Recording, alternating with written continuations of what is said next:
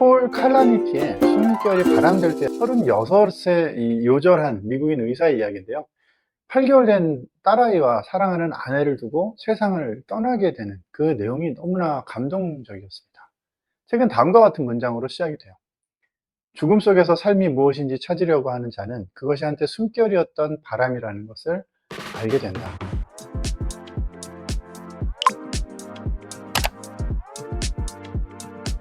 몇 년 전 통영으로 출장을 갔을 때 일입니다. 5시간을 운전하는데요. 비와 바람이 몹시 불더군요. 이 반문전 길이라서 처음에 신경이 많이 쓰였는데요. 시간이 갈수록 뭔가 적당하게 쳐주는 빗소리가 운전에 조금 더 집중하게 만들어주는 그런 느낌이었어요. 심심치 않다거나 할까요? 덕분에 야심한 시각에 숙소에 도착했음에도 불구하고 심한 이런 피로도는 느끼지 못했습니다. 숙소에 들러서 옷을 갈아입고 샤워를 하려고 이제 TV를 틀었는데 마침 JTBC에서 뜨거운 싱어즈라는 방송을 하더라고요. 김영옥, 남은희, 김광규, 장현성 유명한 배우와 가수들이 등장하는 프로그램이었던 것 같아요. 편한 옷을 입고 침대에 걸터 앉았는데 거기서 배우 김영옥 씨가 천개의 바람이 되어라는 노래를 부르더라고요. 이 솔직하고 단단하게 부르는 그녀의 목소리가 울려 퍼지는 순간 출연진은 일제히 울기 시작했고 저 역시 그만 울고 말았습니다. 어머니가 지난달에 돌아가셨거든요. 저는 평소 장거리 운전을 할 때면 항상 어머니와 통화를 했습니다. 편하게 통화를 할 수 있는 아주 저한테는 소중한 시간이었어요. 근데 이제 언제부턴가 어머니와 통화를 할 수 없었죠. 또 어머니의 목소리를 들을 수도 없었죠. 김영옥 씨의 노래를 듣고 나서 무척이나 많이 울었습니다. 그 노래를 들으면서 이런 생각이 들더라고요.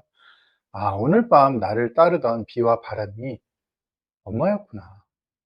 이 폴 칼라니티의 숨결이 바람될 때라는 책을 읽으면서도 그 비와 바람이 생각이 났어요. 36세 이 요절한 미국인 의사의 이야기인데요. 8개월 된 딸아이와 사랑하는 아내를 두고 세상을 떠나게 되는 그 내용이 너무나 감동적이었습니다. 의사라고 보기에는 그 문장이 너무나도 빼어났는데요. 어린 시절에 어머님이 추천해 주셨던 책을 읽은 덕분이라고 하네요. 빈약한 학교 제도가 자식들의 앞날을 가로막을까 봐 걱정한 어머니는 언젠가 입시용 독서 목록을 구해 왔다고 합니다. 그리고 저자한테 이걸 이제 읽으라고 강요를 했는데 10살 때부터 추천 도서를 읽으면서 무수한 작품과 작가들을 만났다고 해요. 몽테크리스토 백작, 에드거 알렌 포, 로빈 크루소, 아이바노, 니콜라이 고골, 모이칸족의 최후, 찰스 디킨스, 마크 트웨인, 제인 오스틴, 빌리 버드 물론이고요. 나중에 대학에 간 형이 추천해줬던 군주론, 통키호테, 캉디드, 아서와의 죽음, 베어울프, 월든 이런 작품들을 많이 읽었다고 합니다. 역시 책의 힘이란 대단합니다. 이 책의 중간에 1984라는 책도 이 추천도서에 있었는데 10대가 읽기에는 이 약간 노골적인 성애 장면이 있어서 불편을 했는데 어머님이 이거 모르고 주셨는데 나름 좋긴 했지만 당황스러웠다 이런 얘기가 나오는데 얼마 전에 이 딸아이가 1984를 친구가 재밌게 읽었다고 추천해 줬다고 해서 저한테 묻길래 아, 이게 참 난감하긴 하더라고요. 읽혀도 될지 안 될지. 예, 하여튼 저는 그 부분만 빼고는 굉장히 좋은 책이라고는 생각하니까요. 읽으면 좋겠죠. 폴 칼라니티는 본인은 좋았었다. 다만 그 좀 약간 낯뜨거운 부분이 있었다. 이렇게 얘기를 하더라고요. 이 폴 칼라니티에게 책은 잘 다듬어진 렌즈처럼 세계를 새로운 시각으로 보여주는 친구였습니다. 영문학과 생물학 이 두 가지를 전공을 했었는데 이제 복수 전공이죠. 그러면서 이제 진로를 고민하게 되면서 중간에 이 교차점에 있다고 생각한 의학을 공부하기로 마음을 먹게 됩니다. 그리고 영국 케임브리지 대학에 가서 과학과 의학, 또 역사, 철학 이런 것들을 이수한 뒤에 예일 대학교 의과대학원에 진학을 하고 의사의 길에 들어가게 되죠. 그가 병실에서 만났던 그런 환자들은 처음엔 단순한 인간 그 이상이었습니다. 하지만 여러 환자들의 삶과 죽음을 마주하게 되면서 그도 다른 의사와 마찬가지로 굉장히 그런 삶과 죽음에 무감각해지게 되죠. 시체를 하나의 사물로 대상화하고 또 문자 그대로 장기나 조직이나 신경이나 근육으로만 바라보게 된 거죠. 결국 시체 해부는 신성 모독이라기보단 금요일 저녁 시간에 술 마시러 가는 것을 방해하는 그런 일이 돼버렸고요. 이런 깨달음은 점점 저자를 불편하게 했다고 해요. 이런 독백을 하게 됩니다. 어쩌다 한 번씩 반성의 순간이 찾아오면 우리는 마음속으로 시체들에게 사과했다, 죄의식을 느껴서가 아니라 느끼지 못했다는 사실 때문에. 우리 인간은 엄청난 투쟁과 고통을 딛고 이 세상에 옵니다. 하지만 세상을 떠나는 일도 여간 어려운 일이 아니죠. 나중에 폐암으로 시한부 판정을 받게 되면서 환자를 사무적으로만 바라봤던 자신의 태도를 반성합니다. 죽음을 앞두고 자신이 떠나보낸 수많은 환자들을 떠올리는 장면은 정말로 감동적이었습니다. 요즘 의대 증원에 대해서 말이 많잖아요. 내부적으로 여러 가지 상황들이 있겠지만 또 그것까지 제가 알 수는 없지만, 정부가 초반에 의사들이 너무 돈 되는 일만 하는 이익 집단으로 몰아세운 건 아닌가 하는 마음이 이 책을 읽고 들었어요. 저자가 중간에 소개하는 사람은 어떻게 죽음을 맞이하게 되는가라는 책의 저자 룰랜드의 이야기가 흥미로웠는데요. 젊은 시절 수술실에서 심장이 멈춘 환자가 단둘이 있었다고 합니다. 그래서 이 룰랜드가 절박한 심정으로 환자의 흉부를 절개하고 손으로 심장을 눌러서 문자 그대로 생명을 꽉꽉 눌러 나와서 빠져나가지 않게 결국 살리려고 했는데 죽었대요. 룰랜드가 이 피투성이가 된 채로 지도교수에게 발견됐을 때 깜짝 놀랐었다고 하죠. 하지만 환자를 살리지 못한 룰랜드는 좌절을 하게 되죠. 지금은 의대 방침이 변경돼서 학생들이 룰랜드처럼 행동하는 일을 상상할 수도 없다고는 하는데, 바뀌지 않다라고 하는 것은 그 환자를 살리고자 하는 그런 그 의사의 마음, 그것은 여전하다고 합니다. 뭔가 영웅적인 책임감이죠. 진짜 의사의 모습인 것 같기도 하고요. 얼마 전에 아내의 고모님께서 식사 도중에 기도가 막히셨는데 응급실을 찾지 못해서 앰뷸런스에서 돌아가셨어요. 의대 파업 때문에 지금 아주 이렇게 돌아가시는 어르신들이 꽤 많더라고요. 뉴스에서 이런 내용을 많이 봤는데 실제로 제 주변 사람이 이런 일을 당했다는 걸 보고 당황스러웠습니다. 이 의사의 파업이 우리 사회에 미치는 파급력이 얼마나 큰지, 이 문제가 좀 조속히 잘 마무리됐으면 좋겠는데, 또 이 법원에서도 의대 증원 관련해서 2,000명의 의사 쪽의 의견을 기각을 하는 바람에 의대 증원이 그냥 강행되는 것처럼 나오는데 빨리 조속히 마무리됐으면 좋겠어요. 저희 어머니가 병원 신세를 지실 때 이제 암으로 돌아가셨는데, 그때도 의사가 되게 저는 신처럼 이렇게 좀 기도하게 되고 막 살려달라고 까지 말씀을 드렸었던 적이 있는데, 의사도 인간이라는 사실을 이 책을 읽으면서 많이 공감하게 됐어요. 이런 문장이 나옵니다. 내 역할은 환자나 가족이 죽음이나 질병을 잘 이해하도록 돕는 것이었다. 메스로 해결될 상황이 아니라면 외과 의사가 선택할 수 있는 도구는 따뜻한 말뿐이다. 어쩌면 제가 막 간곡하게 요청을 했지만, 그리고 좋게 좋게 이렇게 받아들여 주셨지만, 의사가 환자를 살릴 수 없다는 걸 아는데, 그 보호자는 모르잖아요. 그때 그 심정이 좀 얼마나 좀 안타까웠을까, 이런 생각이 들더라고요.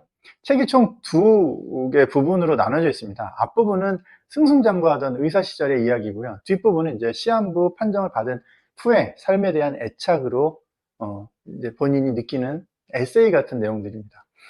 중간에 병세가 한번 호전되거든요. 그래서 다시 외과 의사의 자리를 얻게 돼요. 여러 차례 수술을 집도도 합니다. 워낙에 유능한 의사였으니까 여기저기 이제 오라는 데도 많았죠.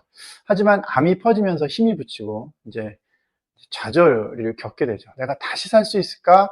이런 생각도 했겠지만 그러지 못했던 거죠. 저희 어머니도 중간에 완치 판정을 받았었는데 그때 너무 안일하게 생각을 했던 것 같아요. 살아날 수 없다는 걸 저만 몰랐던 것 같아요. 네, 하여튼 이런 독백을 합니다. 저는 40년의 인생 계획을 짰어요. 첫 20년은 외과 의사이자 과학자로, 마지막 20년은 작가로 살 생각이었죠. 그런데 갑자기 마지막 20년에 들어서게 됐으니 어떤 계획을 세워야 할지 난감하네요. 저희 어머니가 완치 판정을 받으셨다고 말씀드렸었잖아요. 근데 다시 재발이 됐고 마지막에는 이제 옮긴 병원에서 퇴원하지 못하고 거기서 돌아가셨는데, 완치라는 말이 얼마나 우스운지 그때 알았어요. 그리고 정작 의사였던 폴 칼라니티도 자신이 완치될 거라고 생각을 했다니, 사람이라는 게 얼마나 희망적인 존재인지 모르겠습니다. 네. 이런 독백이 인상적이었습니다. 죽음은 예상보다 느리게 올지도 모르지만 원하는 것보다는 분명히 빠르게 닥쳐올 것이다. 이런 자각에 대해서 두 가지 반응이 있을 수 있다. 가장 명백한 반응은 정신없이 움직이려는 충동일 것이다. 즉, 여행도 하고, 근사한 식사도 하고, 여태껏 접어둔 많은 소망을 성취하면서 삶을 만끽하는 것이다.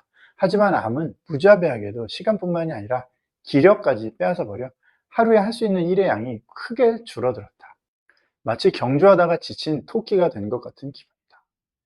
죽음의 순간이 다가오자 펄 칼라니티와 아내 루시 칼라니티는 이 땅에 사랑의 결실을 남겨야 할지 말아야 할지 고민을 하게 됩니다. 떠나는 남편은 아내에게 짐을 주고 싶지 않았지만 아내는 흔쾌히 아이를 갖겠다고 동의를 하죠. 최후의 수정으로 아이를 임신하고 죽기 8개월 전에 아이 케이티 칼라니티가 세상에 태어납니다. 폴 칼라니티와 아내 루시 그리고 딸 케이티의 모습을 보면서 이게 이제 책 뒤에 실린 사진인데요. 가만히 보면 케이티하고 아내는 다른 곳을 보고 있어요. 그리고 폴 칼라니티만 카메라를 보고 있죠. 저는 이 사진을 볼 때마다 마치 지상에 내려와 있는 가족에게 폴이 몰래 내려와서 안아주는 것처럼 보여서 더 서글픕니다. 책은 케이티에 대한 아빠의 편지로 마무리가 됩니다. 네가 어떻게 살아왔는지, 무슨 일을 했는지, 세상에 어떤 의미 있는 일을 했는지 설명해야 하는 순간이 온다면 바라고 네가 죽어가는 아빠의 나날을 충만한 기쁨으로 채워줬음을 빼놓지 말았으면 좋겠구나. 아빠가 평생 느껴보지 못한 기쁨이었고 그로 인해 아빠는 이제 더 많은 것을 바라지 않고 만족하며 편히 쉴 수 있게 되었단다. 지금 이 순간 그건 내게 정말 엄청난 일이란다. 자, 여기까지도 사실은 참았었던 눈물이 마지막 페이지를 덮자 쏟아지기 시작했는데요. 이 아내의 에필로그가 굉장히 간절했어요. 근데 문제는 하필 제가 이 책을 SRT에서 읽었다는 거죠. 열차 자리에 앉아서 한참 울었습니다. 마지막에 이런 문장이 등장합니다. 누군가는 KD가 태어나고 폴이 숨을 거둔 그 사이에 동네 바비큐 식당에서 우리 식구를 보았을 것이다. 그곳에서 검은 머리에 긴 속눈썹을 가진 아이가 유모차를 탄 채 졸고 있는 동안 맥주 한 잔을 나누어 마시고 갈비를 뜯으며 서로에게 미소 짓던 우리 부부를 본 사람은 폴이 앞으로 살 날이 1년도 채 남지 않았다는 걸, 또 우리가 그 사실을 알고 있다는 걸 꿈에도 생각하지 못했을 것이다. 너무나 공감되는 문장이었습니다.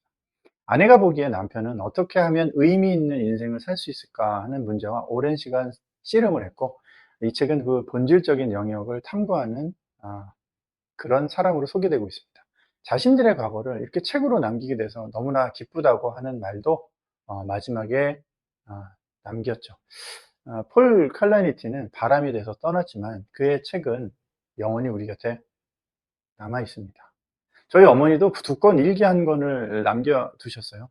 처음에는 자꾸 어머니가 떠올라서 읽지 못했는데 이 책을 읽고 나니까 다시 한번 읽어봐야겠다 이런 용기가 이제 조금 납니다. 힘이 들 때면 제 이름을 불러주셨던 어머니의 목소리가 떠오르네요. 아마 루시도 그러겠죠. 어쩌면 KD도요. 네, 마치겠습니다. 감사합니다.